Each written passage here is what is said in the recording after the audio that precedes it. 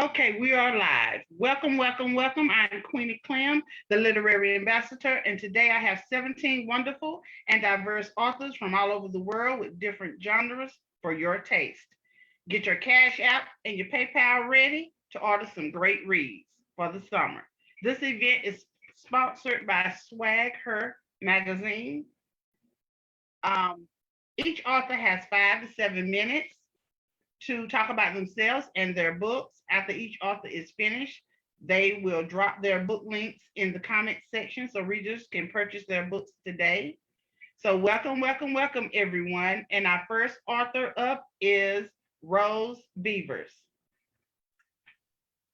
Good afternoon. I am Rose Jackson Beavers, and I'm the Chief Executive Officer of Priority Books Publication. I grew up in East St. Louis, Illinois, where I received my bachelor's and master's degrees. I also am an inspirational speaker, and I speak to a lot of groups on various topics, from removing the stigma on mental illness, the church in mental illness, depression, handling holiday blues, and understanding grief. I'm also a romance writer, and I write teen books. And I'm the author of 14 books, and I've published over 40 other authors in over 100 books throughout the year. My book, A Sinner's Cry and Broken Spirits, were finalists in the religious and African American fiction categories in the Next Generation Indie Awards for year 2012 and 2018. And I also have made the Amazon best-selling list several times. My company initially started off as a LLC that published other authors, but now we're going into book coaching for a variety of reasons. I love writing and telling stories, and I've been writing since I was 10 years old. My first article was probably published, I think I was 17 years old. That was a long time ago. I wrote an article for a newspaper, and ever since I've been writing regularly for different publications, newspapers. I was a magazine columnist, but I love writing. And since I couldn't figure out what genre I like writing in, I decided to just try everything. So I write Christian, This is Broken Spirit, and A Sinner's Cry. And these two are my favorite books because it's about what happens in the church with relationships, with pastors, and it is truly things. When I hear from readers, they always tell me, you write the real deal.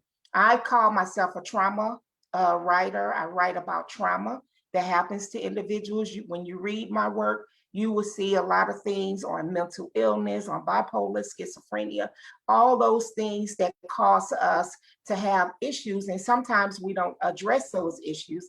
And oftentimes we end up having to deal with them in other kind of ways. So my romance books, A Sinner's Cry and Broken Spirit, are my bestsellers. I really like those two books because, like I said, it talks about relationships in church, romance, and just dealing with redemption in a lot of different issues. I write for teens.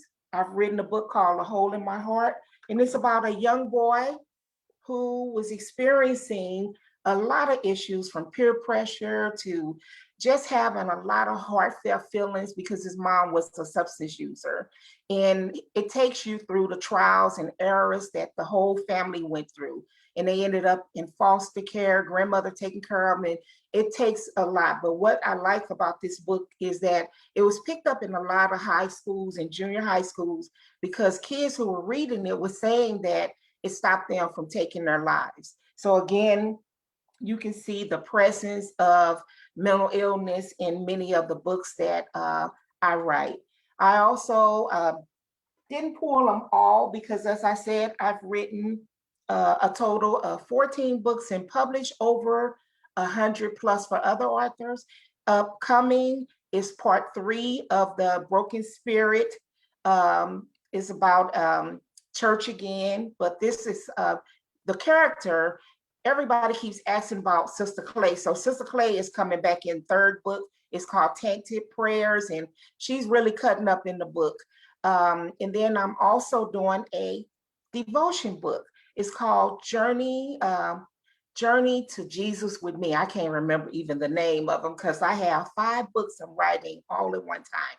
So I'm excited about today. I thank Queenie for having this and introducing us to all kind of readers, but I'm more excited too to meet all of these authors that are here today and to hear who you are. So I thank you for allowing me to present myself, and I look forward to hearing about each one of you. Thank you. Thank you, Rose. Now tell us, what is your genre again? Christian romance, nonfiction, teens, and contemporary fiction.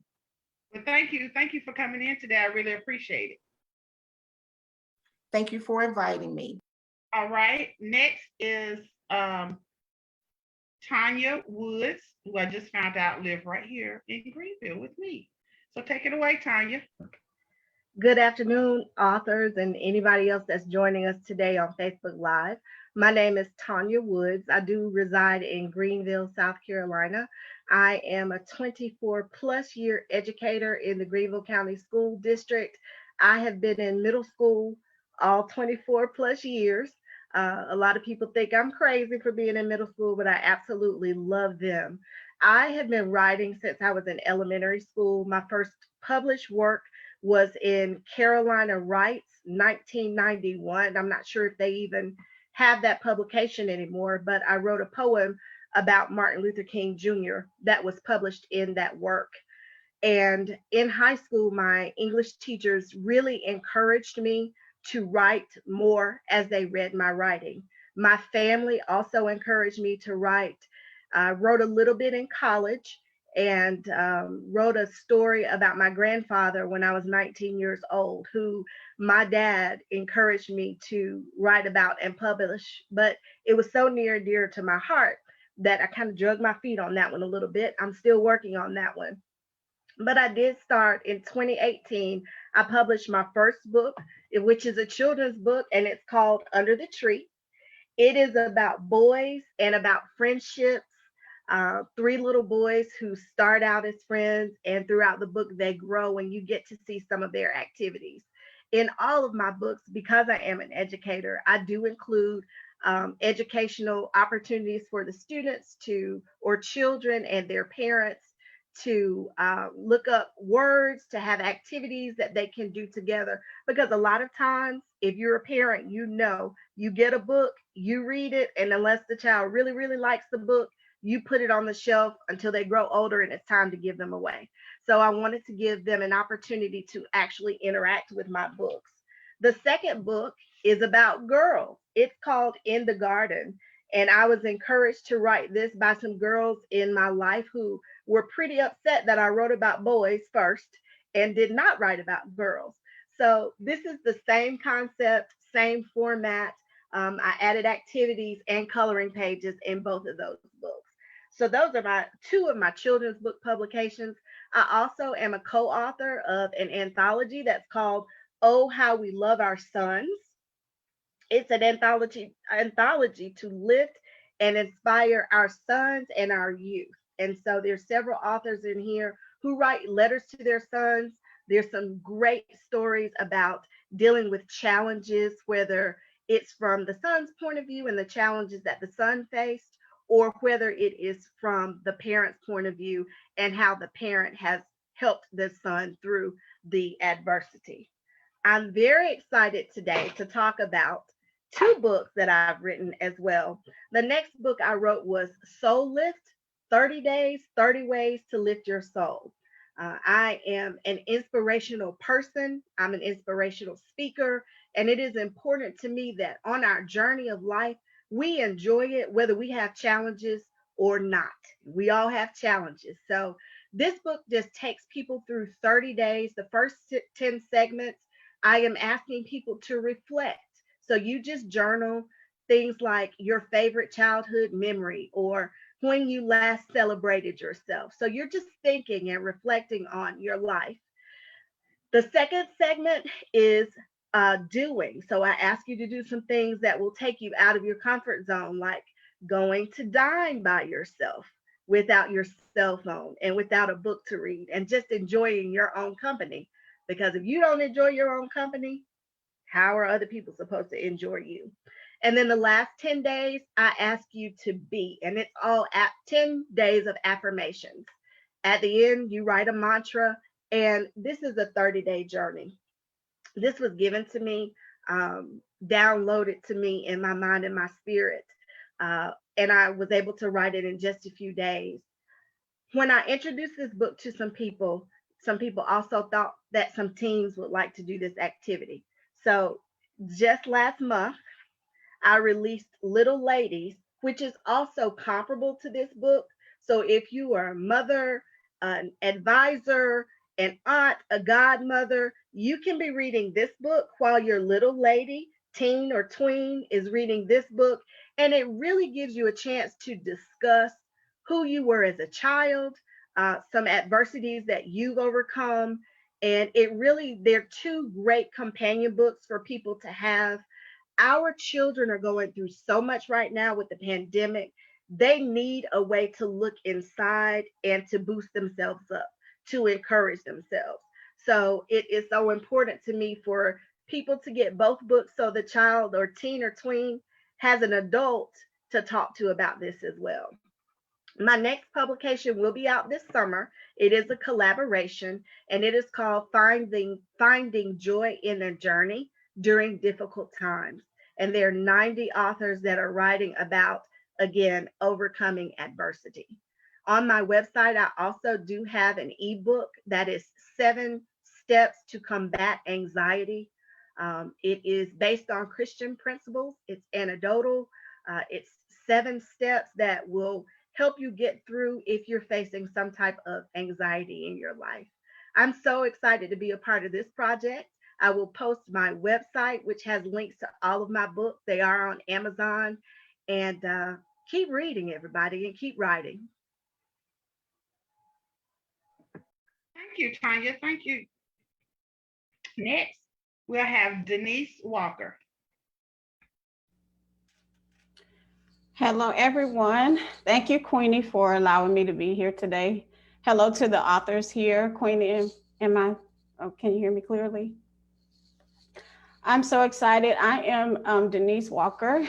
I'm a wife, mother, educator, minister of the gospel, podcaster, and entrepreneur. I have 6 books that I have written, and my first book was titled Representing God, Taking a Healthy Look at the Holy One of Israel. It is a journal. One of the things that I do is create strategies using my English skills from teaching English for the past 21 years. So I create strategies for people to study the word. My next 2 books are my best-selling books, Hannah's Hope and Hannah's Heart. Hannah's Hope and Hannah's Heart are teen girls' books, and they deal with trauma, and they deal with helping teen girls overcome the trauma and identify those things that happen in our lives, and people getting together with these young people and working with them, alongside them, helping them through the things that they're experiencing. I've been a middle school teacher for over 15 years, and that is my heart. And when I write to teens, I'm writing to middle school students. I see things happening, and so we have to pay attention, and that's the gist of Hannah's Hope and Hannah's Heart. My next book was the script, and the script is for my business, Armor of Hope Writing and Publishing, and it's simply my journey to getting out of my own way and walking in purpose and writing what God had placed in me. And it's written as a journal as well, for people to just journal their thoughts. How do they want to start writing? Where do they want to go with the writing? What's the vision? So that's the script. My next, and this is the other journal, is this English class or Bible study?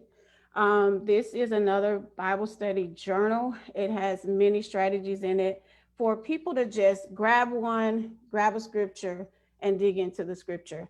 It is focused on literacy, and so that once people walk away from it, they'll understand what they've read. The one that I'm here to talk about today is my latest release, and that is Barren Womb. Barren Womb is a women's Christian fiction, and it is about Hannah Jefferson.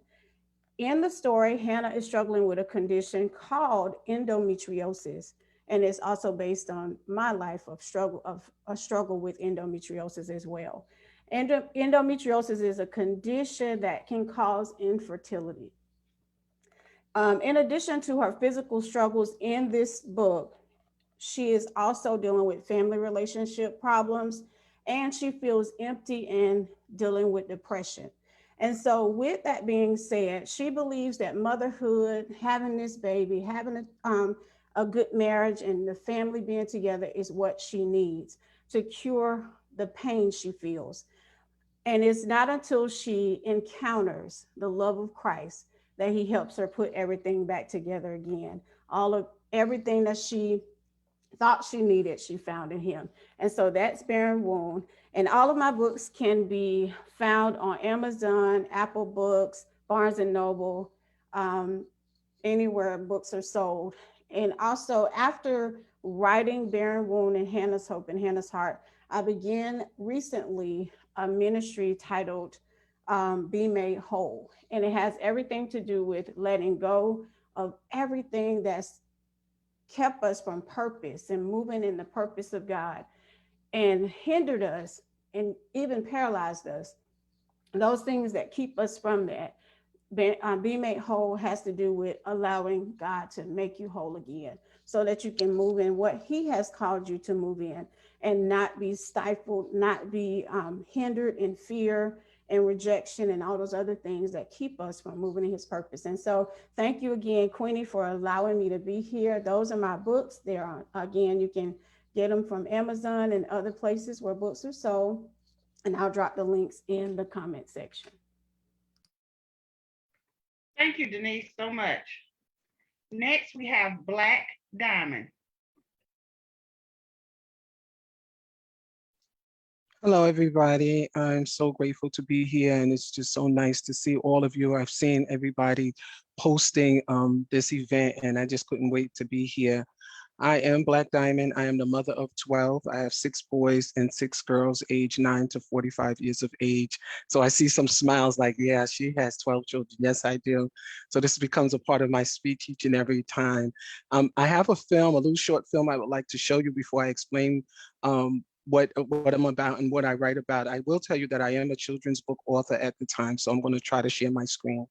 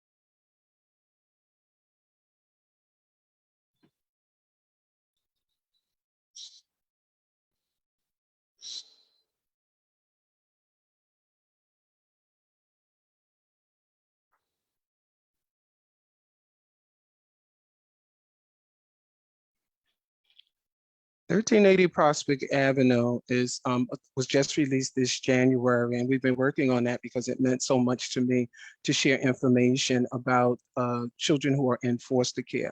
It highlights the significant number of older children and youth in the foster care system and the important role that you, as well as the system, would play in the helping build the lives of these youth and their relationships with families, and then building other lifelong connections between the youth and the people who are important to them. Along with 1380 Prospect Avenue, which is this book here, I'm also the author of Stacey F. series of children's books, which are from birth to foster care through adoption, including the series of the Stacey F. Coloring and Activity book, which is also highlighting a mother's journey, prospective foster families, and prospective adoptive families for anyone who wants to be a parent.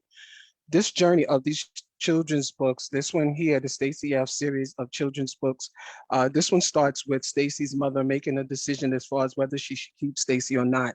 I won't tell you whether she places Stacey in care, but the next book will give you an idea of what it's about. This next book is a temporary home for Stacey. So Stacey's mother does voluntarily place Stacey in foster care. The next book here is Stacey F. My Forever Mommy, and it tells you and it takes you through the journey of adoption. And then we have this book here, which is the Coloring and Activity book. This Coloring and Activity book, we came up with the idea because it's hard to engage children once they're removed from their home. The agencies, the social workers, it is so hard to get any information from them. It's even harder to even stop them from crying. Once they come into the home of the foster parent, you can't even get them to tell you what they like, what their name is, how old they are, anything. So we figured if you have the Stacey F. series of children's books, that would help out any prospective foster parent. What we're doing now is I have been invited to do a podcast because this is National Foster Care Month. We have been talking each Monday at 8 o'clock on the Denise Newsome show about the journey of foster care. We've been having several different guests. We've had teen parents who have been coming through talking to us about their journey and what it was like being a teen parent in foster care. We have a panel of experts coming in at the end of this month, the last Monday, that will also be talking about the ins and the outs of foster care and adoption as well. We've had grandparents talk about how hard it was for them to obtain custody of their grandchildren because grandparents don't have rights when it's time to go to court and petition the court. And that's one of the things that I do. I work with the Grandparent Cafe, and we offer a Grandparent Cafe to work with grandparents so they can learn what they need to do prior to going into court. And I came up with that concept because I had to go through that same thing. I went into court the first time and I did not win when I tried to get custody of my grandchildren. So I thought that it was a little odd for me to try to go in and get custody of them where a state can walk into a person's home and take out the child of that same grandparent. And I feel as though that the grandparent should have more rights than what a state would have over somebody's children.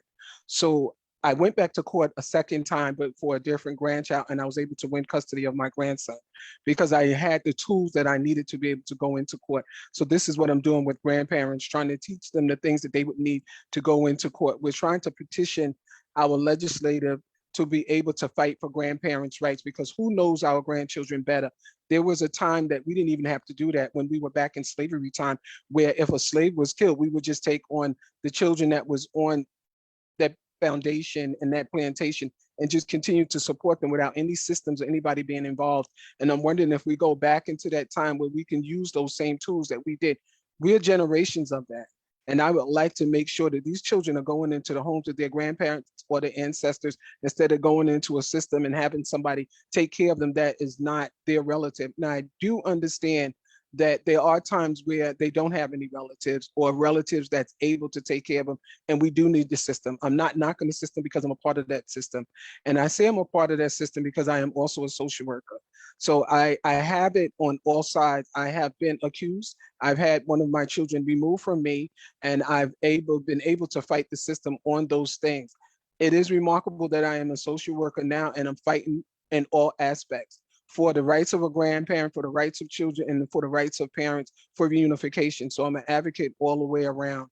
I also do Unpack Your Mindfulness because it can be stressful. It can be overwhelming in all walks of life, especially with us right now dealing with this pandemic. And what I have now is my little box of goodies, which I have here, and it has all of the things in there that we use for unpacking your mindfulness. And one of the things is in this little burlap pack right here. I'm not going to reveal what's inside of it. You have to be able to purchase this package in order to be able to get it. But we have our mindfulness cards that's included in this. And we also have a suitcase, which you do get. You actually get a suitcase to be able to unpack all the things that you need to put into that suitcase and pack it away.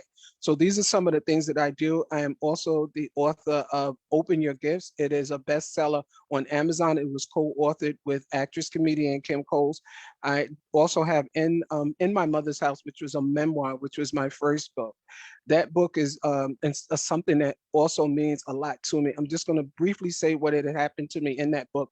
It's about all the things that happened in your parents' house that you're not supposed to tell, but I told. So I'm quite sure I've been getting kicked in the head and the back and everything else from relatives of how dare you tell these things that's happened in the house. Well, these are the things that happened in my mother's house to me. You just happen to be a part of the people that was living in the house. And some of those things that's happened to me has also happened in other homes. But one of the things that I would hope that would not happen in other homes was that we had to leave my mother's house. That was an 11-bedroom home that I owned with my mother, and I had to leave. I had to leave because somebody put a hit out on me and my children. And we have been running ever since. So I did write in the book of Open Your Gifts with Kim Coles that I was an author on the run, and I have been running for a long time. When we were able to stop running, we thought everything was over, but it was not. We witnessed a murder and we was put in protection. So when I say that I've been on a journey of sorts, I have truly been on a journey of sorts. I have been unpacking my mindfulness for a long time, but it didn't come into fruition until I started meeting wonderful women like yourselves who have been talking about their stories and journeys. And I said, somebody out there may be going through what I'm going through, and I would like to share what I have been going through with other people and for them to see that it is not over. I've heard several of you talk about the ministry. I have been being pulled in that direction. I have been an ordained minister for a couple of years, and I have not found my calling up until about a week ago when someone had told me where I need to be. I said, no, it's not for you to tell me where I need to be. I've been there all along, but I did not know it. And he needed for me to find out and figure it out before he taps me on my shoulder and say, what is taking you so long to be where I want you to be? So I figured it out that I have been working with children and families, and I'm going to continue to minister under children and families. I am almost afraid to say this, but the next book that I'm working on, I believe that I might need a license to write that book, because it has some things in there that takes me truly outside of my box, outside of my comfort zone, but I'm trying to face a couple of fears. And for me to be able to go into that direction, I think I'm ready for it. I've been writing on it. I have been enjoying it. I have been loving it. And I have been identifying with this character so much so that I need a psychiatrist, which I do have a psychiatrist and a therapist working with me so I can continue this book, not giving me insight, but they're giving me insight into this character, because I have to make sure that I'm delivering her in the right way, in a way that you'll love her as much as I love her. So that's me, Black Diamond, in a nutshell. I appreciate you, Queen, for inviting me to your court. I appreciate each and every one of you for being here and participating in it. I dropped my information in the link a little early, and I apologize for that. I was doing whatever I could possibly be doing here. And you can find me on Facebook. I'm under author Black Diamond. Black is spelled BLAQUE. I am on Twitter and Instagram. I'm not savvy with it, but I'm trying my best to do that. But Facebook is my brother. It is my partner, and I love Facebook, and I'm always on there. So again, thank you, Queen, and your court, and I appreciate you all so very much for allowing me to be able to speak and to show you my book trailer. Thank you for telling us your story. Next, we have Bar Ross. Hi, it's Barry Ross. Hi, Queenie. No problem. Thank you for inviting me. I am so ecstatic to be here with the authors and yourself and the listeners. My name is Barry Ross, and I write memoir. I've been writing since they showed me how to write. I was published in my first book, Roberts versus Texaco. I don't know if you can see it. It's a memoir. It was about my struggle and my fight in corporate America. And I filed and won the first major discrimination suit in 1996. And it covered 1,400 African Americans. The suit covered 1,400 African Americans that worked at Texaco that were discriminated against. And it was the largest settlement of $175 million in 1996. So that started me on the journey of writing and traveling and talking and speaking. In 2003, I was in Chicken Soup for the African American Woman's Soul. And I worked very closely with Elisa Nichols, if anybody knows who, or I'm sure everybody knows who she is from The Secret and from her work. And we traveled all over the United States with this book. But I'm here today to talk about my recent journey. The name of my book is Stronger with Two. Hold that one up. I released it last year in the middle of the pandemic, or at the beginning of the pandemic. And it's about my story and my husband's story, and it's in memoir form. In 2009, within 72 hours, my husband and I were both diagnosed with deadly cancers. Usually, when people have cancer, their partner is there to take care of them, to take responsibility for them. But both of us, which is what makes our story unique, weren't able to do that. And so we had to depend on, we were actually living out in Phoenix, away from our families. We had retired from our job and had our own business. We had to walk away from our business. And my daughter was in Atlanta, and she brought us here for treatment. I was late stage 4B head and neck cancer, which is very rare. And I was not given much of a chance at all. My husband was diagnosed with acute lymphoblastic leukemia. I started on a journey of chemo, radiation, surgery. He started on a journey in the hospital 6 weeks at a time, getting 23-hour a day chemotherapy. Wasn't looking good at all, but God, but God. We are both miracles. We are both 10-year survivors.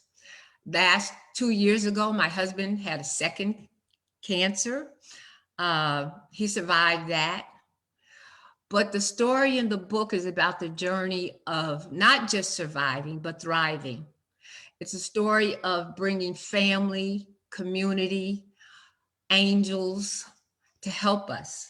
We were at the bottom. It's the story of Job. It's a modern day story of Job, but both of us were Job. We have taken this story, this journey, and as they say, no test, no testimony. And I have become an international patient advocate for cancer patients, for not just cancer patients, for all patients, but particularly for us as African Americans. One of the things that happens in the medical field, and it's been shown and uncovered through this COVID, we die in numbers disproportionate to our population, disproportionate to our diseases, disproportionate to our economics. We die from things that other people find a way to survive. We die from things because we don't understand we need an advocate. We need somebody to be in front of the doctors, in front of the nurses, in front of the administration, in front of the people making decisions about who gets medicine, how they get it. So I advocate both here at Emory University, in the Cancer Center, but I also advocate across all diseases at the university. I also am a member of the National Cancer Institute, which is a federal organization up in Maryland or Washington, D.C., on medicines and on clinical trials for breast cancer, for what I had, a rare cancer, head and neck cancer. I also work very, very closely with patients and their families, because the caregivers, and every time I say this, sometimes I get pushed back, but a lot of times I don't. The caregivers are just just as much risk as the patients with the disease, because the caregivers are overwhelmed. The caregivers don't speak the hospital, the doctor language. The caregivers also have their own lives while they're giving care. When my daughter was caring for myself and my husband, she was pregnant and she had her own family. And so my younger daughter put together this incredible,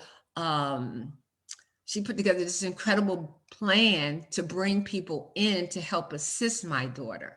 And she was bringing in relatives and friends. We also had a period where people just turned their backs on us and their family.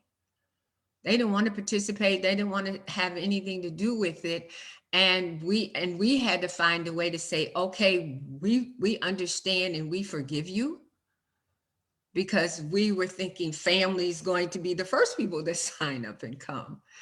The story also, I think, one of the things in the writing was that I tried to give cancer a voice. Cancer is one of the main characters, and that took some tricky writing to do. But cancer gets to speak. It gets to speak as to why it's in my life and my husband's life at this time. It gets to speak about its purpose and what it's trying to do. It gets the voice of, it's an antagonist. It is the definite antagonist in the book and in the writing. I now go, as you know, now that the COVID is lifting, I go and speak at churches. I've spoken to churches via Zoom, but now I go to speak to churches, to women's groups, to families groups, to people who are just going through. I am so proud of this book, Stronger with Two. It made the Amazon bestseller list the first few weeks it was out. It's available on Amazon. It's now available Barnes and Nobles, Walmart, as the other author said, wherever books are sold. I will also put up my book link if you want an autographed copy. And I thank you again for this opportunity. God bless everybody. Thank you, thank you, thank you. Okay, next we have Dr. Anessa Short. Great afternoon, everybody. I am a woman on a mission, a woman with a plan, with passion and with purpose to do all I can to enrich the lives of others. Yes, that's my claim to fame. I am the work from home CEO, and Anessa Short is my name. Thank you so very much, Queenie, for this opportunity. To all of my fellow co-authors, congratulations on being a part of this phenomenal event, and I wish you continued success. Let me tell you a little bit about who I am. My name again is Anessa Short. Originally from Memphis, Tennessee, I currently live in the state of North Carolina. I have a bachelor's and a master's degree in business. I have another degree, a doctoral degree in administration. For several years, I worked in everything business. I've worked in sales. I've worked in customer service. I've worked in banking, mortgage banking. I've worked in the Fortune 500 genre. And then I also worked for almost 13 years with the federal government. Within that window of time, however, I embarked upon the journey of entrepreneurship. Can you get excited? I thought I was ready to save the world and do a little bit of this and a little bit of that. But I found my niche in the entrepreneurial, I can say the entrepreneurial platform was basically the work from home segment, particularly working with women, building businesses within the walls of their home. I started my very own home-based business in 1999. Didn't know what I was doing, thought it was very haphazard, something that I was going to do for a very temporary window of time, but God obviously had a different plan. Since that time, I have journeyed into the arena of publishing. I also serve as the anthology coordinator for Chosen Pen Publishing, LLC, based right here in Fayetteville, North Carolina. So let me tell you a little bit about how all this transpired. In the course of building my business, I had the privilege of building a client base and a community for, let's say, about 15 states. I've got women literally from the West Coast to the Virgin Islands who are connected with me in one way or the other. They are either my clients or part of my entrepreneurial community. I've absolutely loved working with women.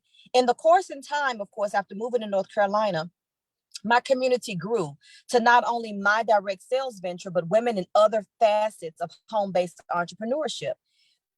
Eventually, in the course of building those relationships and the collaborative wins that we created together, Many reached out to me asking questions about how to create success from home. They saw something in me, obviously, that I did not always see in myself. I was just, I guess, working on autopilot. Let me say it that way. As a result of being a mentor to other people, a book was formed. In the process of writing that book, an opportunity was presented to me to be a part of an anthology project. That anthology, this book, As for Me and My House, was created. This book became an international best-selling author. An international best-selling book, international bestseller through Amazon. Let me say it that way. And let me just go ahead and pause here and tell you that all of my books are available on Amazon. So you can find my name, search me out. All of these books can be found. But this book, As for Me and My House, was the first anthology project I became a part of. And again, it became an international bestseller. So here's what I found. I have found in the course of the years, when people start their businesses, they find that their family and their friends, those in their closest sphere of influence, are not always their biggest supporters. They become discouraged. They are devastated by that. They don't realize that that's common for most of us. Where this book, As for Me and My House, breaks down why. And it also offers you a few nuggets to press beyond that disappointment. You're going to find as you start a business that your closest circle won't be your biggest supporters, but they can become your biggest supporters. And in this book, several of us who are authors, all of which are entrepreneurs, talk about our journey. We provide you with tips and tools how to overcome that disappointment and to press forward. Again, this book, As for Me and My House, is available on Amazon. Now, I mentioned before, when this the opportunity to be a part of this book was presented to me, I was in the midst of writing my own book. Well, that book is called The Vendor Blueprint, and I'll show it to you here. Hopefully you can see that. The Vendor Blueprint is a resource. I work a lot with home-based entrepreneurs, how to represent with excellence in the marketplace. We oftentimes participate in a lot of vendor opportunities, events that may be hosted by churches, other businesses, our local chamber of commerce, and a lot of home-based business owners who are very new in getting their entrepreneurial venture started are very nervous about what to do. Even authors find themselves, they got the books, they've written the books, they're excited about the books. Now here's an opportunity to present the books and they don't know where to start. Well, the Vendor Blueprint is my gift to all of you. It basically breaks down not only what to do step by step, but I also provide tips and tools to help the entrepreneur to know that some events are just not your event. You've got to be strategic and on purpose with events that you choose to be a part of. And I break it all down. So this book, The Vendor Blueprint, as well as the book, As for Me and My House, are a part of what I call a business package. It's the biz package. So you can find both of these books on Amazon, but I'm going to post links in the comments after I finish speaking that will allow you to get both of these books for $20 total, plus shipping, of course. Now, if you purchase them individually, they're $19.99, As for Me and My House and The Vendor Blueprint. A great package. It's going to be, their price point will be available until midnight tomorrow. Again, you can get both for 20 plus shipping. And let me tell you about another book I got, the most recent book that I've been a part of that I actually facilitated myself. Now, I mentioned before, I'm an entrepreneur. I work with women, particularly women working and building businesses from their home. So I'm passionate about empowering women.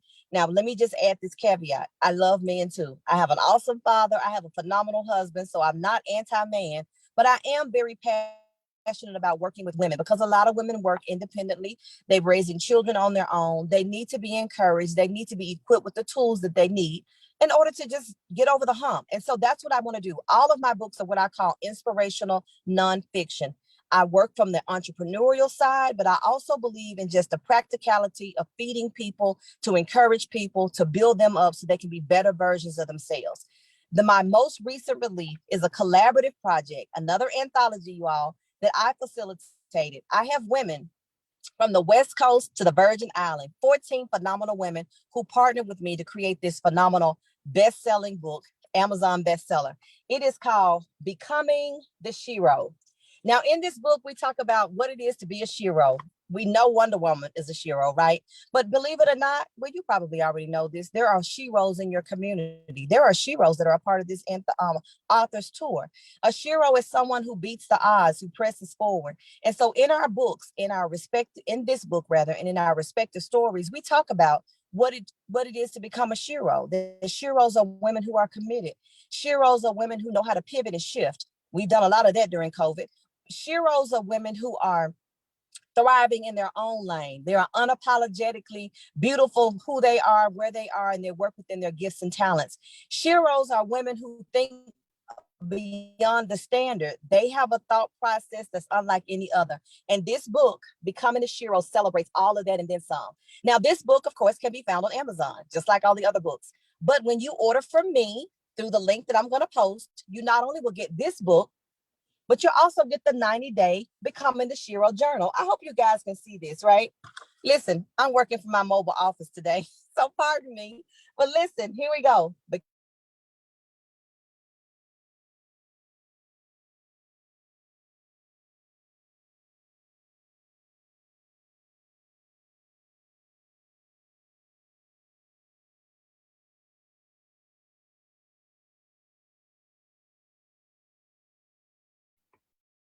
Okay, we're going to move on because I think she's frozen. We're going to go to Dr. Kimberly Sierra, and maybe we can come back to Dr. Short. Hi, everyone. I want to thank you guys for this opportunity. Thank you, Queenie, for having this platform. I feel like a novice here among all these authors. I just have one book that I just recently wrote and got out, and the name of that book is The Still Small Voice That Follows Me. A little bit about myself before I get into the book. I am, like I said, Dr. Kimberly Sierra, and I was actually born in Englewood, New Jersey, but my parents are from the Virgin Islands. So I was raised in the Virgin Islands. After going there, I got my degree in education, and I have been teaching for 29 plus years. This year will make 30 years. I have been an educator. I am married for 30 years. I have 3 beautiful girls, all girls, and I have 2 grandsons and 1 more on the way. So, but we just found out that one is a girl. So, but I have been in 2008, I was ordained, so I am an ordained minister. And in 2019, I was honored with my doctoral degree in education. So I have my EDD. So with that, pushing forward, I have just been in the educational system where I have been seeing so many children going through different things in their lives. And just wanting the call of God for God to use me. And God did call me to write this book, and I fought against it for many, many months. I fought against it, but then eventually I gave in, and that's where the still small voice was birthed. So in this is about a little boy by the name of Justin, and he goes through the days where he faces many challenges in his life throughout in school, where he feels bullied and singled out. And through that, in that feeling rejected, he feels like a nobody. But then he keeps on hearing this small voice that's encouraging him, letting him know that he can do anything. And with it, later on, he found out that that voice was Jesus. So it's just to let us know that Jesus is always with us. He's always there to guide us, to lead us, and he will always be our friend, no matter what is happening. And that's what I feel that this book brings. My students, a lot of them have read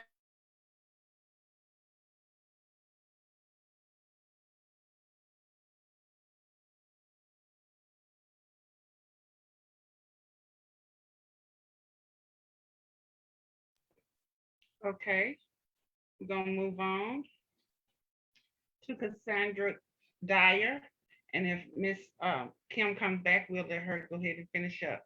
But go ahead, Cassandra. So, hello, my name is Cassandra. Firstly, I do want to say that I'm really honored to be around such educated people. So, like I said, my name is Cassandra, and I'm the author of the Love and Success book series. Now, I've been writing since a little girl, and it was just something I did for fun, just something that I just enjoyed doing. But I published Success with the Wrong Queen. These are actually just fictional books, but I published this after encouragement from my father. Now, the series, it's written from the male perspective, and the main focus and reason for me actually writing the series is because I'm blessed to have and to be surrounded by such positive Black role models in my life. And I know there's some amazing books out there, stories and everything of guys written in different ways, but what I wanted to do was I wanted to write from perspective of a guy that has his own business. He's not cheating on women, he's not hitting women, he's not abusing them, he's just raised in he's just a great person overall. So it starts with him being a child.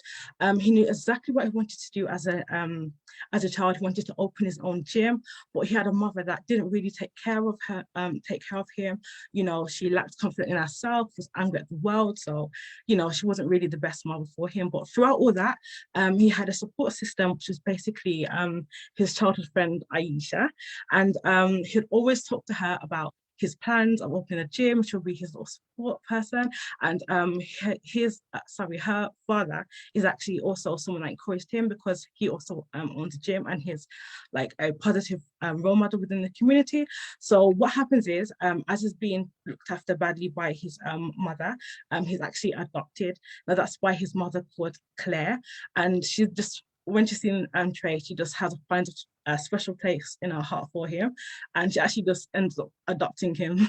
So that's not what was meant to happen, but sometimes when you have a calling or a bond with someone, you just go ahead with it. So throughout the series, what happens is he reconnects with Aisha, but in the meantime, he grows up to an adult, and he moves on and he finds the beautiful China.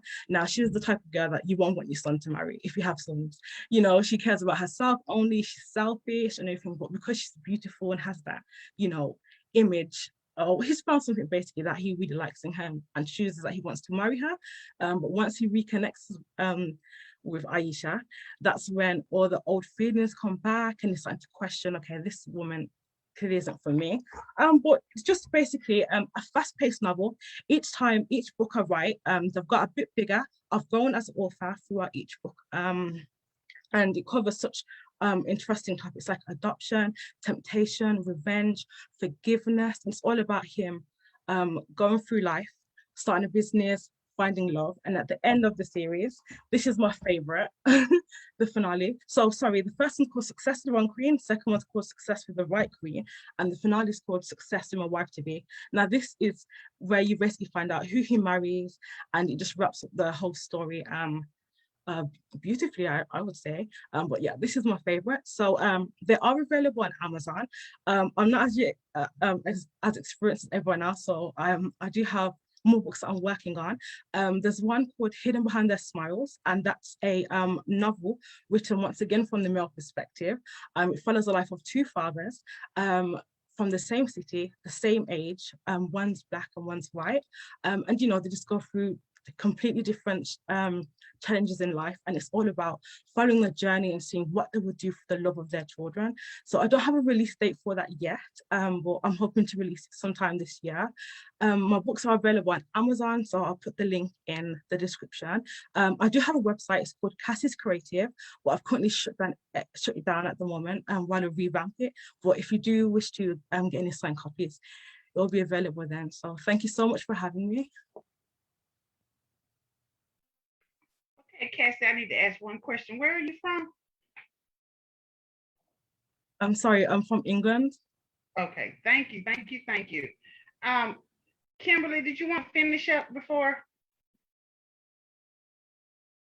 Yes, I apologize about that, but this book, I don't even know where I ended, but this book is just a wonderful tool for kids. It's geared towards the age of anywhere from 3 to about maybe 14, I have been getting a lot of feedback from adults that said that they have read it and they enjoy the book. They also say that their middle school and high schoolers have done it. As a matter of fact, I just got a friend of mine from the Virgin Islands that said that she read it to her students that are in middle school and they identified with this character. So it's just a great way for kids to just really know who they are and just to encourage them. And like I said, I just really want to stress on there are some affirmations in here that they can speak over themselves. And I am currently working on a part 2 to this book, and an activity and a curriculum that parents and teachers can go over just to hit on some key points to help build up their child in the things of God. So I will put the my website on there, but this book is available on Amazon, Amazon Kindle, and Barnes and Nobles, and it is in some local bookstores. So Queenie, once again, I thank you for the opportunity of using this platform, and I'm just honored to be amongst these just talented authors. Thank you. Thank you. Thank you. Next, we have Dr. Rama Bagby.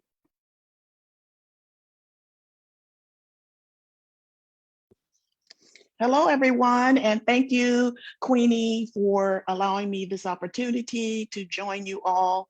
I'm excited about having this time to share with you some of the books that I've been blessed to publish during my journey. And a little bit about me.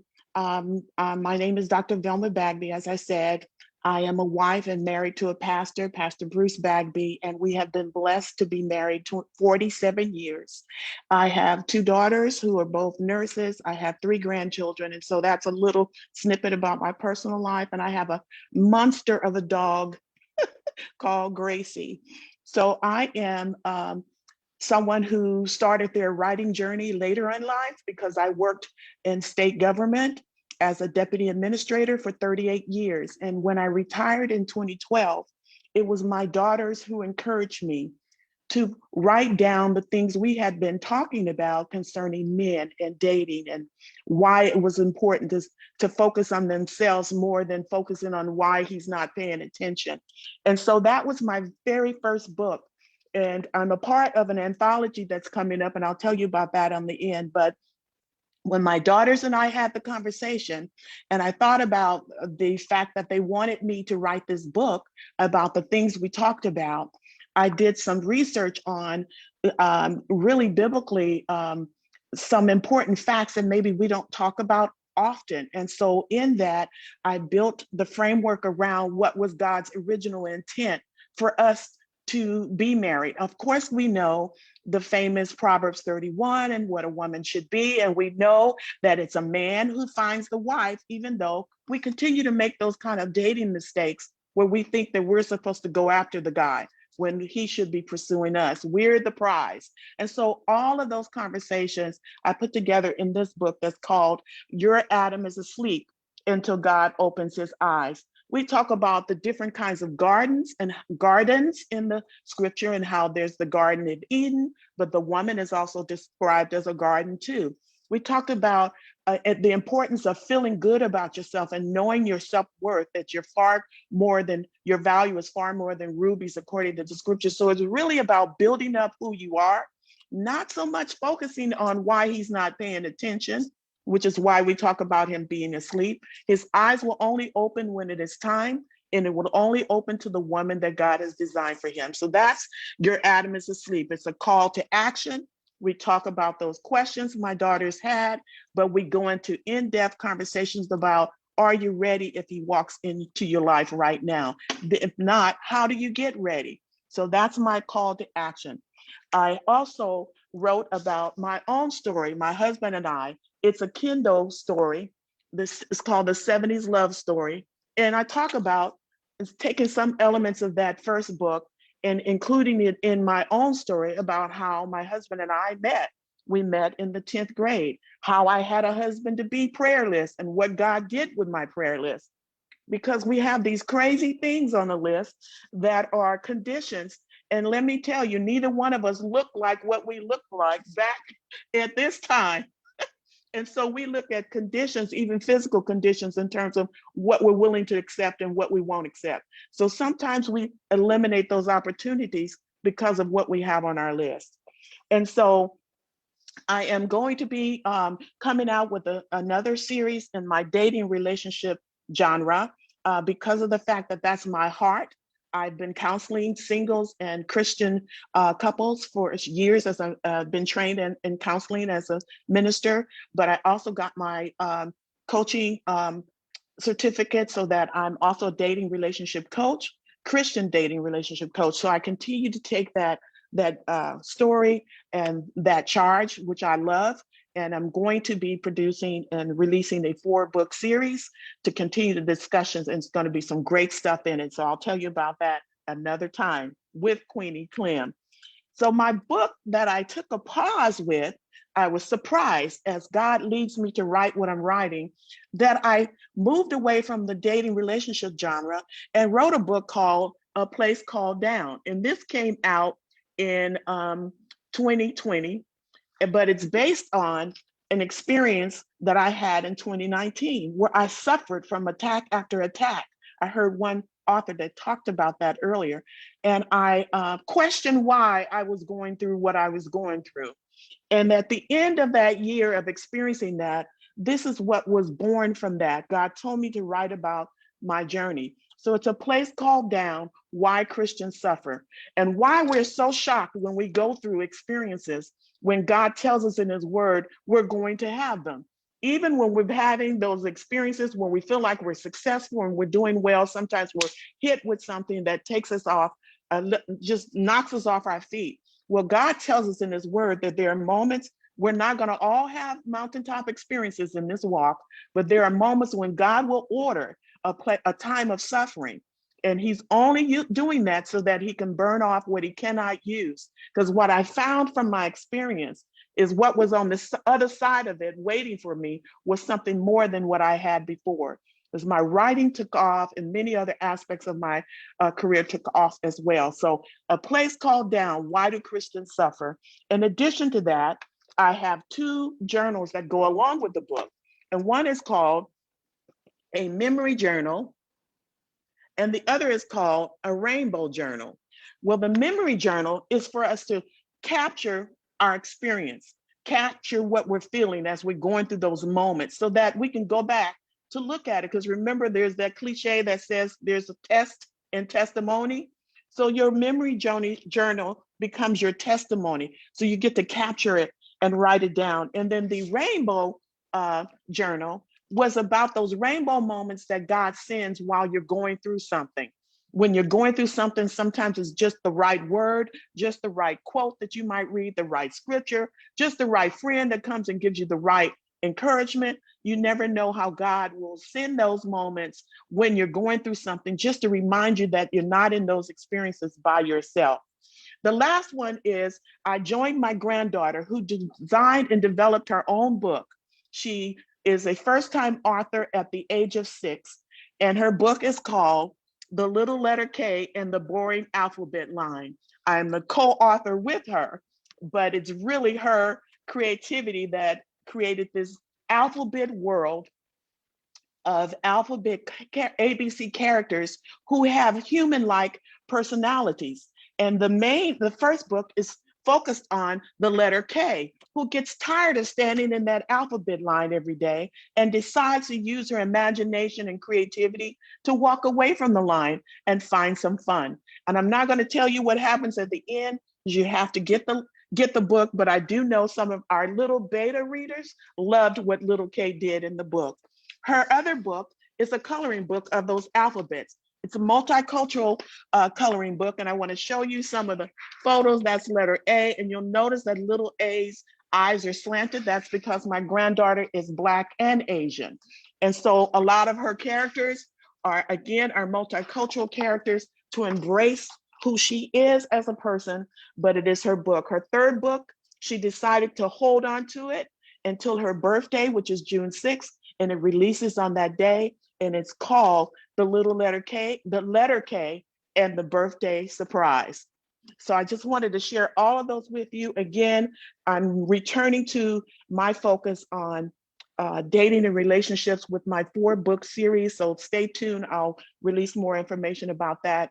And I'll definitely will be connecting with Queenie Clem about that as well. That's my heart.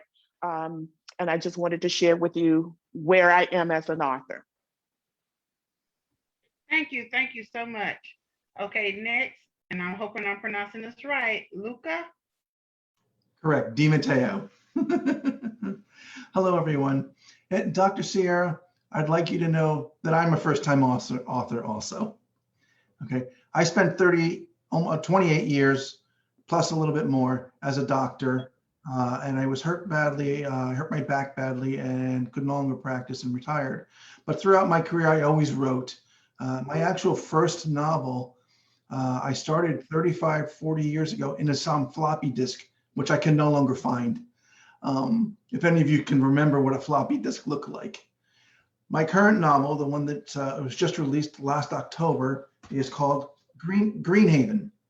And it's a mystery about a director of nursing at an upscale nursing home who finds out the patients are being murdered, and everything points to her.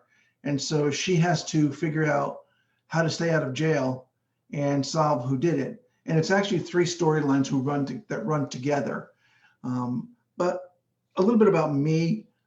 I've run different websites and had some different organizations that my wife and I ran together that were spiritual.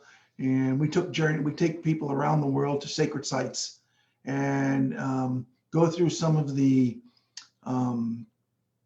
events that happened in those sites and have them experience the energy and the faith that comes through that. I've been very lucky with Greenhaven. It's been very well accepted. I'm almost close to running out of my first run, and it's been selling internationally. I've been writing many blogs and articles that have been accepted internationally. And so my writing career at this stage of my life has really started booming, and I'm very grateful for that. What's coming up next for me after Greenhaven is I've already written 2 novels. Like someone else said, I kind of jump around a little bit. Mostly they're mysteries with some type of medical twist to it. The new one coming out sometime next year, it will be called Standards of Care, and it's about a young upper middle class doctor who decides to open up a practice in a lower income neighborhood. And she finds out that her patients have to decide between healthcare and taking care of their families. She gets very creative on how to help them and creates these things in her office to help ease their financial burdens about getting their medicine and paying their bills with her. And the federal government finds out because it's working too well, and they put her on trial for it. And the story isn't about what she does, it's about the people and the neighborhood and what she goes through and how she grows from seeing the what's out there in the world, especially in areas that are inner city and things like that. And she describes it in one scene as she has spent all her life passing through those areas and looking behind the glass of a window as she's driving to the airport to see it, but never really being involved in it until she opens up her practice. And then she sees there needs to be a change in the healthcare system. Again, having taken a turn from that, I have a new novel coming out shortly, hopefully in August. And it's, for any of you who remember the old dime store novels, the short little books and stuff like that, that's going to be a throwback to something like that. It's going to be taking place in the 60s. And it's about an older lady whose husband passes away, and she goes back to work for a private detective who is not a very good private detective.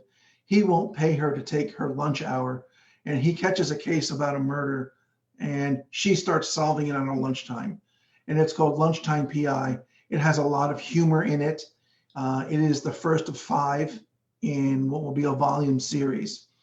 For me, my stories come to me in dreams. They start as a dream, and then they start talking to me, and I feel like I'm taking dictation, and I'm just writing as fast as I can. And then as I go to edit it, I hear those voices, those characters come back to me, and they say, no, that's not what I meant. This is what I meant. I don't know if any of you go through that, but I enjoy that. I get lost in those worlds. And that's all there is. I hope that you all take a chance to look at Greenhaven. It's available on Amazon, Barnes & Noble. You can pick it up at almost any local bookstore. If you just ask them to order it through Ingram, you can order it on my website, luca-dimatteo.com.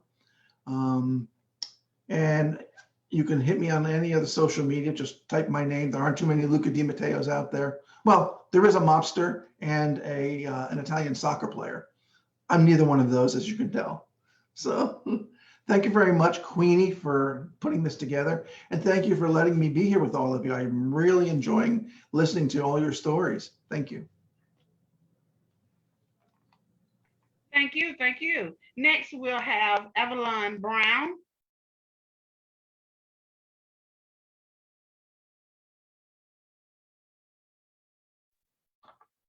Hi, how are you? I am Evelyn Brown, and I thought I was after the break, so I had the books over there because I forgot to put them on the table. But anyway, like I said, I am from New Jersey. I've been a registered nurse for 39 years. I've worked in different areas. I presently work in as an infection control preventionist in University Hospital. So yes, I've been in the middle of this pandemic. And I am so happy to hear that our hospital is not relaxing our precaution or masking because, because I've been in the middle of it, I personally don't think we're ready, not in this area. But I am an author of 7 books. My first memoir I wrote about my nursing career. It's called It Was the Devil All Along. And this book talks about my career as a nurse, working as an African-American nurse. I was on a unit, pretty much I was in a hospital. I might've seen maybe 5 African-American nurses. And it was a struggle. It was a lot of unfairness going on. I had to actually stand up for myself. And, it talks about, I try to talk about things that people don't realize go on behind the scene in nursing, especially when you're dealing with a lot of management. It can be rough. You can be the underdog. And people, I think when they read this book, they will be very surprised to hear that these type of things go on in nursing. I'm hearing that, some of it is coming back, but I truly just, I wrote about my experience up to the year of 2010 because that book came out in 2012. My next book was a bibliography of my father's journey, starting from a child to becoming a minister, always wanting to become a minister. He and my mom met when they were 2 years old on the same compound. The book is called My Two Bishops and Mother. So it talks about how his journey to becoming a bishop, he found his own church and he ministered and mentored a young man at the age of 25 up to the point of his death in 1993, so that he would have a bishop in place to take over the church when he left. That bishop is still there and he is now 67. So his journey is mentoring someone to take over so that when he passed away, the way my father passed away. So I was at a book expo with those 2 books and I met a teacher from town who found out I was a nurse and she wanted to know, had I ever thought about writing children's books, which was the furthest thing from my mind. And so I sat down while I was at the book expo and I wrote this book called Mommy, Why Do I Have a Cold? I based it on my grandchild who always seems to have colds all the time. So I wrote this book and I decided, okay, I'm going to put this book out in time for the flu season, thinking the flu season was coming, not knowing the pandemic would be the thing to take over. But I was trying to show in this book, it's a fun book. It kind of is educational because it teaches children how to wash their hand, the purpose of washing their hands, covering their mouth when they cough, how when they're around other children, they can pick up colds, because the little girl wants to know, where did this cold come from? So her grandmother is a nurse and her grandmother is explaining to her where these colds come from. But in the midst of writing that book, I realized I have 7 grandchildren. So because they saw the first book had one of the grandchildren named, I had to start writing. I started writing books based on my grandchildren and making them the character in the book. So the second book is called That Needle Is Not For Me. It's about another grandchild, goes to the doctor, find out she has to take a vaccine, and she's fighting the doctor. The doctor has to convince her that she needs to take this vaccine, otherwise she cannot go to school. So, and then my next children's book was about my great-grandson, who his father's a young guy about the age of 24.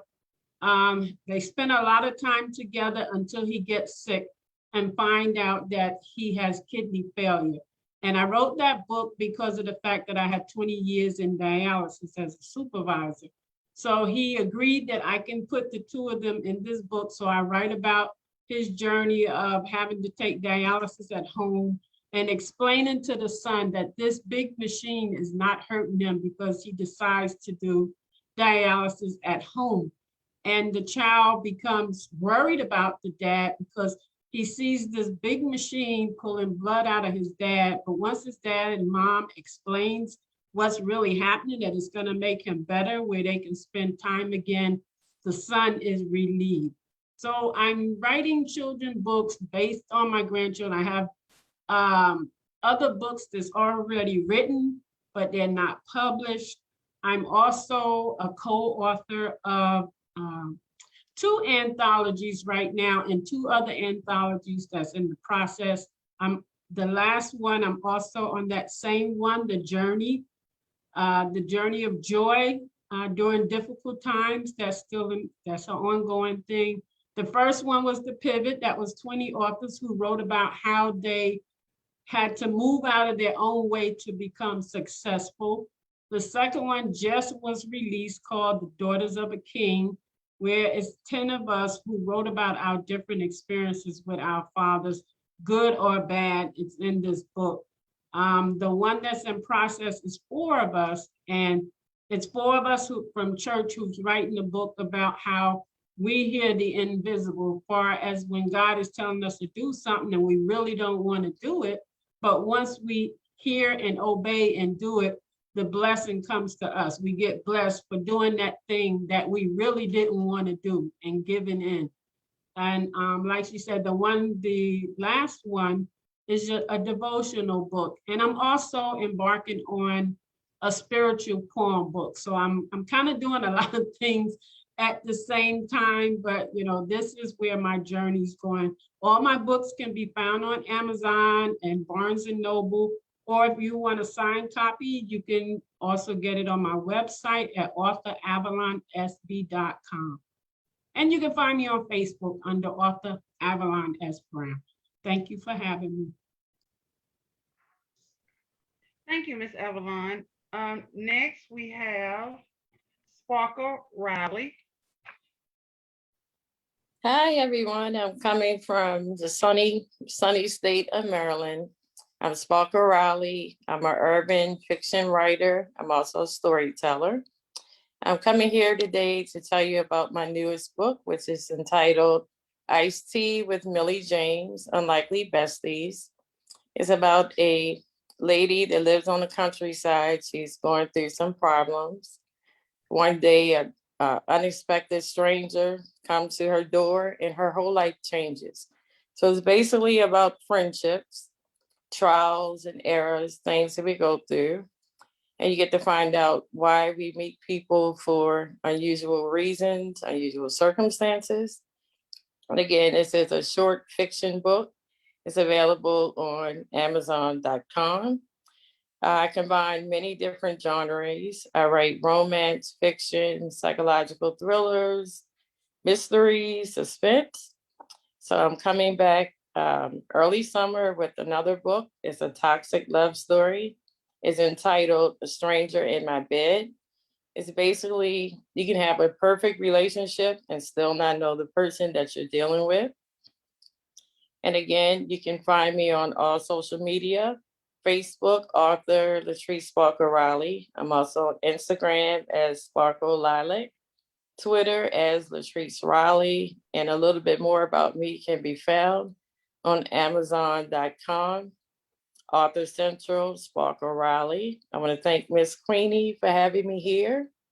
I'm glad to be a part of this panel of very talented authors. I want to thank the readers for taking time to stop to this book fair again. I'm very blessed to be here, very grateful. Thank you. Thank you, Ms. Sparkle. Next, we have Kenyatta Jones. Hello, everyone. Thanks for having me. I am a new author. My first book is Fragmented Pieces. I am an author known in the publishing and writer sector as author Mocha J. I am also a life coach, Coach K. I focus on life purpose and mindset strategy. I am the owner of El Amazing Publishing House and Soul Purpose Coaching. I just released my first book in February of this year. It is Fragmented Pieces. My goal is to help people heal through fiction. Most people that are going through things, they will not pick up a self-help book, but they will pick up a good read. So I take them on a journey through my books that will help them take an introspective look within, and hopefully it will help them and guide them through their life. My books can be found on El Amazing Publishing, which is my website. If you order from there, you will get a signed copy. It can also be purchased on Amazon, and later today, I will be uploading it to Walmart Marketplace. I am currently working on Beautifully Broken that will come out this summer. It is the second book to this book. I have a nonfiction book. It's a short ebook, a short read called Mindset, How to Say No to Your Past and Yes to Your Future and Your Dreams. And I have another book called Sugar on My Tongue, which will come out just in time for Christmas. Thank you so much. Next, we have Tawanda Brown Johnson.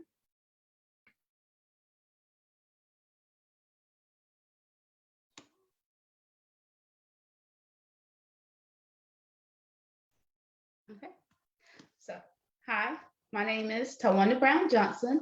I am 1/3 of Loyalty Reign Publications. I'm in Newberry, South Carolina. I'm also the baby of 10, and I have written over 16 books, which is available on Amazon. But I'm here to talk about my 2 bestsellers. The first book I have with me is Her Sweet Betrayal. And this is a sexual assault awareness novel. It's based on about a little girl, she's 15, who does get assaulted, and it's going to base the story she's going through and how she gets help and all.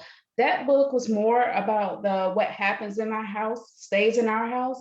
And I just wanted to let little girls know that's not always the case. It's okay to get help. Even if you don't get help right then, you can always get help later. It's never too late to get help. My other book is Broken Promises. And this is a domestic violence awareness book. It touches on 3 different ladies who go through 3 different types of domestic violence in their marriages and how do they get out. And that's because a lot of people who go through these situations, they don't realize that they can get out because they're only looking at it in one way. So I just kind of wanted to give insight on those topics because I feel like those 2 topics are dark topics that people do not want to discuss. Nobody wants to talk about it. They sweep it under the rug. And my thing is we need to shed light to let people know this is happening everywhere to everybody. You're not alone. And it's nothing to be ashamed of. It's nothing to be embarrassed of. You can get help. Like I said, you can purchase these books along with my other books on Amazon. I do have other copies with me that you can purchase via Facebook that I can ship to you. So one book is $15. If you buy both books, they're $20 plus shipping and handling, which would be roughly $2.50 additional. And I will autograph them and send them to you. And you can find me on all social medias as author Tawanda Brown Johnson. And thank you, Ms. Queenie, for having me. You're welcome, Tawana. Next, we have S.N.M. Jones. All right. So first of all, thank you for having me on the show. It has been a pleasure. One, to hear all the awesome authors. It's a great lineup. I actually decided I'm gonna buy a couple books myself, just based on some of the descriptions here. With that being said, my background, I am S.N.M. Jones. I am originally from Wisconsin. However, I reside in Virginia. I've been married for 22 years, been with my husband for 24 years. I have one son, he's graduating this year. I'm super excited. He's going to an HBCU, which makes me even more excited. So as an HBCU graduate, I'm a big plug on HBCU. So with that being said, I started writing in 3rd grade. My first story was actually about a pony. And it was in response to my mother telling me I can't have a pony and don't even ask, because I went to a petting zoo. And so instead of asking, in my childish mind, I said, well, I'll write a story about a pony. And that's when I discovered that I can actually ask or live vicariously through my characters, through my stories, without actually doing it myself, we'll put it that way. So my first story was about a pony, and then it gradually got to where I basically was into anything and everything. However, I'll admit, it kind of took a different story. Once I got interested in social work, I have a degree in social work. I used to investigate child abuse and neglect, as well as a master's in human services, specializing in social and community programs. I'm a big firm believer of it takes a village. So with that being said, my first set of books is a series called Whispers in the Dark. So I really appreciate Tawanda Brown, because my topic in Whispers in the Dark, while it's a psychological thriller / suspense, it actually has topics pertaining to child molestation, rape, as well as sexual assault, because for some reason they seem to differentiate between rape and sexual assault when it comes to law. In the book, while telling a story as well. So Whispers in the Dark was created because I do like thrillers, I do like suspense, but what I was finding was there weren't any thrillers or suspense that have characters like me as the lead, or characters like me as in Black females who were actually not killed off if it's a horror, right? And so I wanted to write something that reflects a genre that I personally love, while at the same time reflect those around me, my culture, and so forth, and still sprinkle, because everything I do is for the purpose of education. So I still want to sprinkle some knowledge in there to let people know also that this is something that we as a community have a tendency to sweep. And while it's been told in a fiction story, this is still where you can get help, where you can, that you're not alone, and providing stats and so forth. So with that being said, those were my first 2 books, Whispers in the Dark. What I'm most excited about is my next book. Oh, and before I go, I'll just show you. So Whispers in the Dark is this book right here. Sorry, I don't think you can see it well, but I had a friend design the cover. She's awesome. And then this one right here is Whispers in the Dark, Descent into Madness. I actually designed this cover. I wanted to be a reflection of, so it's basically eye, all seeing eye over a lake, because I wanted to be a reflection of what was happening to the character as they descended into darkness.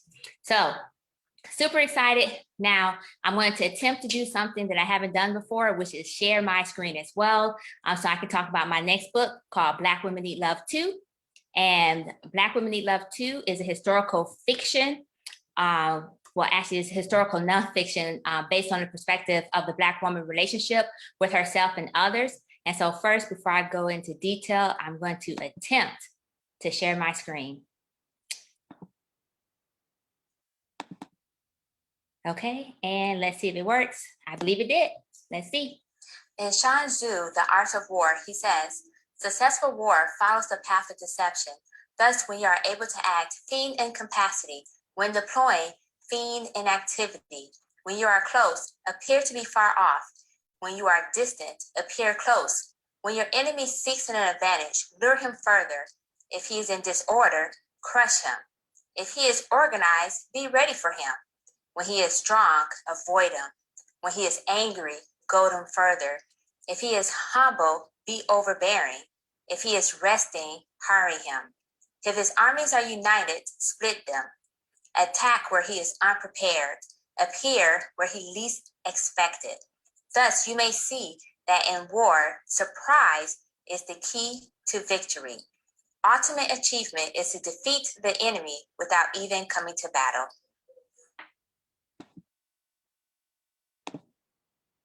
Now, I'm pretty sure that you're wondering, why did I use the art of war to describe my first nonfiction, which is called Black Women Need Love Too.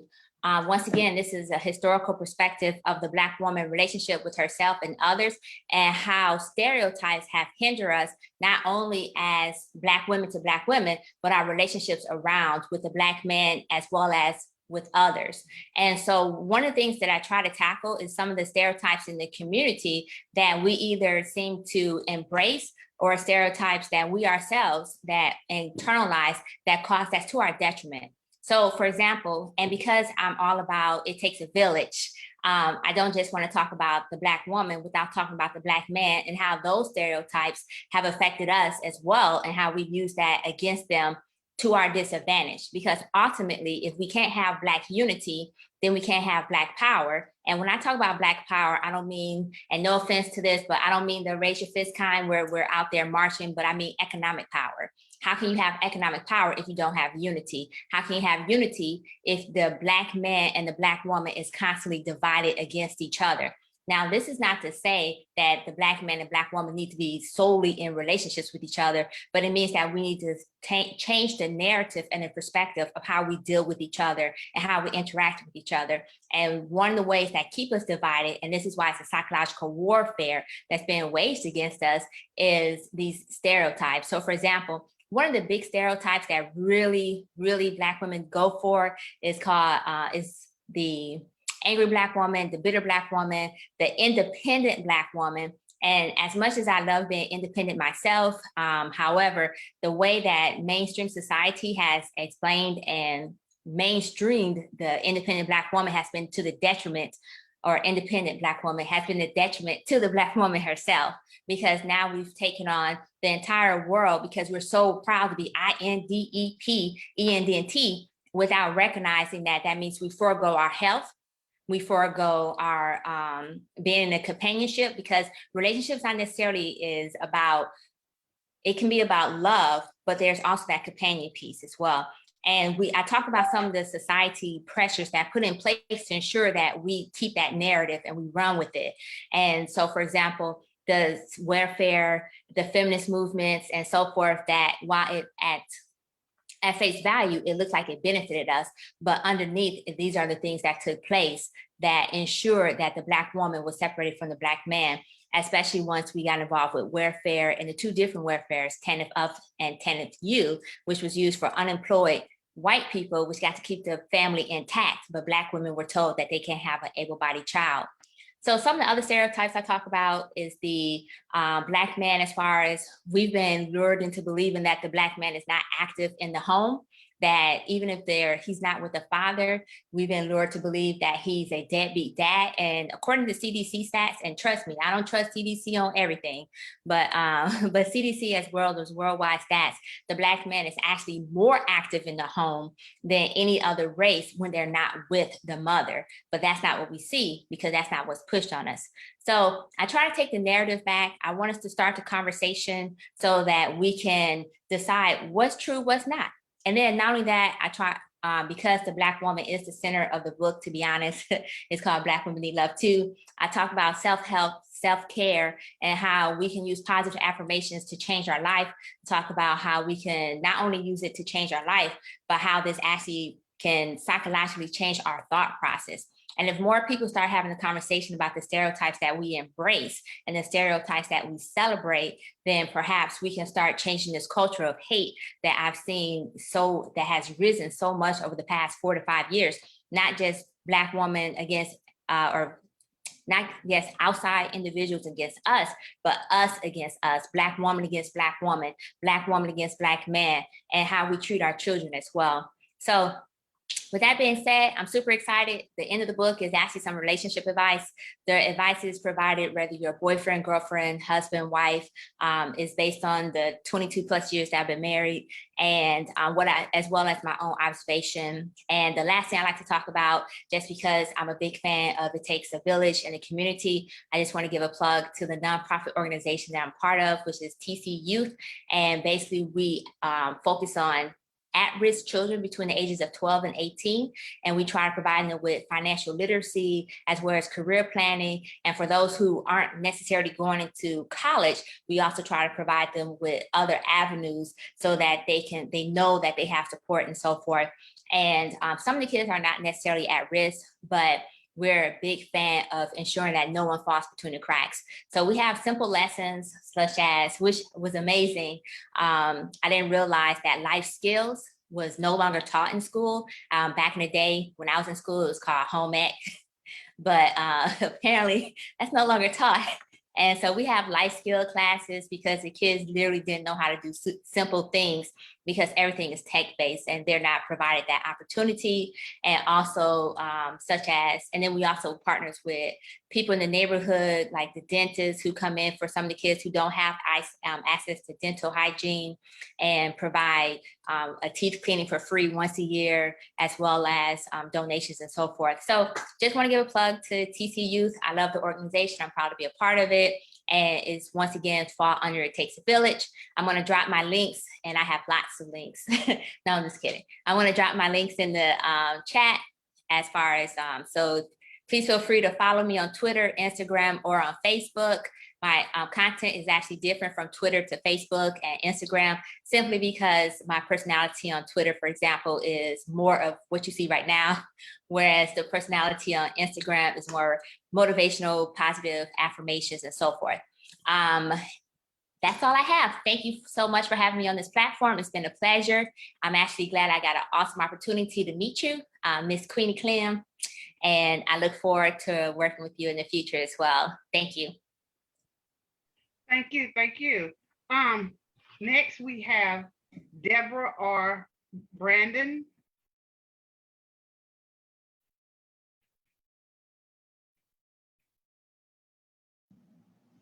Hello, how are y'all doing today?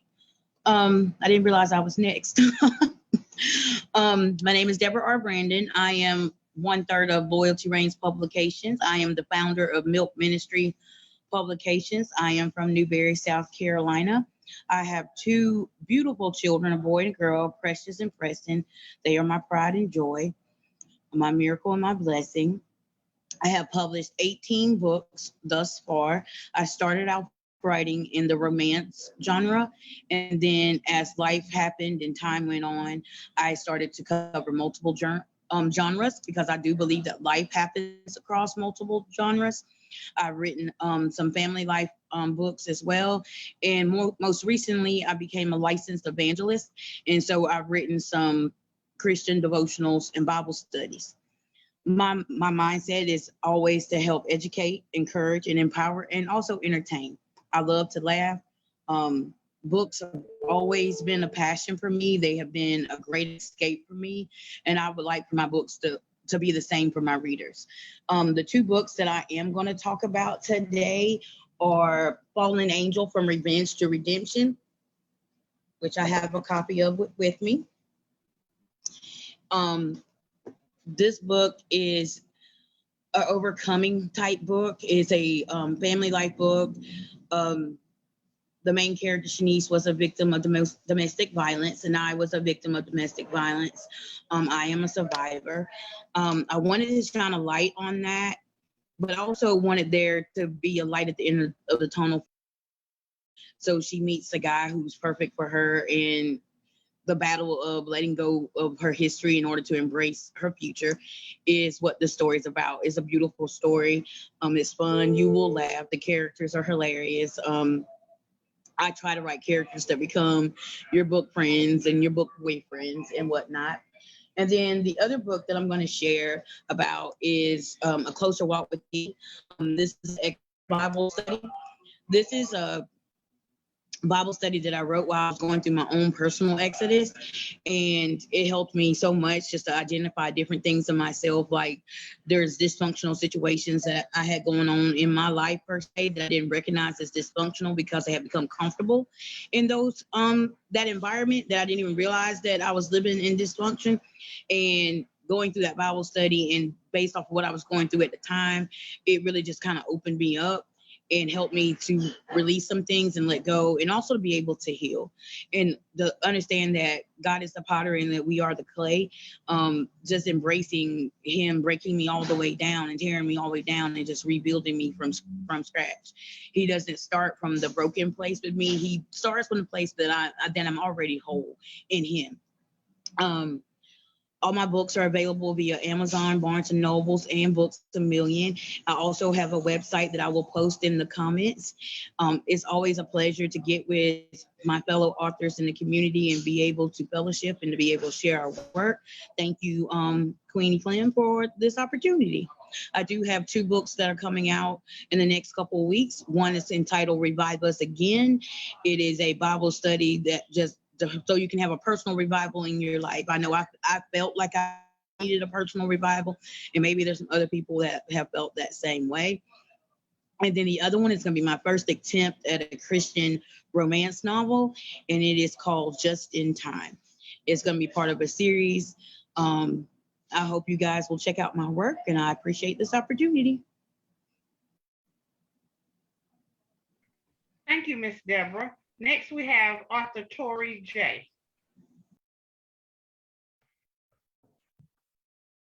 Hello, everyone. I'm Tori J. I am originally from Memphis, Tennessee.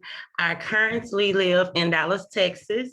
I am a very new author. This is my first book. It's called Living the Fast Life. And I took advantage of the pandemic. I'm sitting at home.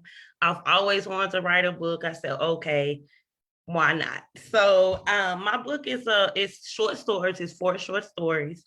And it's a mix of like Law and Order and Fatal Attraction mixed all in one. Like I love the crime, the mystery, suspense things. Like those are my favorite shows. And I've always wanted to write. I started writing a book 15 years ago. And like a lot of you all, I've been through domestic violence, and it was something, at first it started out as an outlet, and then I got too into my book and I had to stop writing it and I had to put it on hold till I got me together. And so it's something that I am going to continue on later on this year and try to have it done by the beginning of next year. But that's something that is a very hard and touchy subject for so many women and so many people. And like, we sweep it under the rug. We don't talk about it. We don't express how we felt, how we dealt with it, you know? And it's something that's very real that needs to be discussed with everyone. So yes, that's gonna be my second book, and I'm gonna try to get it out next year. But writing is a passion. I've always loved to write. I just never knew how to start, where to begin. I got nervous. I said, okay, maybe it's not my time. So I took advantage of the pandemic, and I'm glad I did. And I'm excited to have written my first book. So I am a little bit about me. I have a daughter with a disability, a special needs daughter. And it taught me a lot to have a special needs child, about patience and caring and, you know, understanding what other people go through, you know, and it was a hard journey, but I've enjoyed it and I've learned a lot. And I took that as my passion, and I became a social worker. I have a master's in clinical psych, and I work as a social worker with a nonprofit, and I've been doing this for like 10 years. And I really enjoy helping the other families, because you never know how much your little bit of knowledge goes a long way for them. So that's me, basically. I'm new to this. It's exciting. and it's fulfilling, and it's something that I want to keep doing. I want to be like the rest of you all with 5 and 6 books going forward. So yeah, that's me. And you can find me on Instagram and on Facebook under Tori J Author. I also do book sets. So if anyone wants a signed book with a glass, wine, and bookmark set to go along with it, let me know. You can send me a message on Facebook or Instagram. And my email is torijauthor97@gmail.com also. And that's all about me. And thank you all for having me. I really appreciate this. Thank you. Thank you. Well, this is the end of the book fair. I want to thank everyone for coming in. And also, don't forget to drop your book links in the live comment section. Make sure you do that because readers are inboxing me now asking where are some of y'all book links at. So make sure you drop them in the live. And I want to say thank you, thank you, thank you again. And our sponsor today was Swag Her Magazine. Thank you. And thank all you wonderful authors. And I hope to do this again. Have a blessed day, everybody. Bye.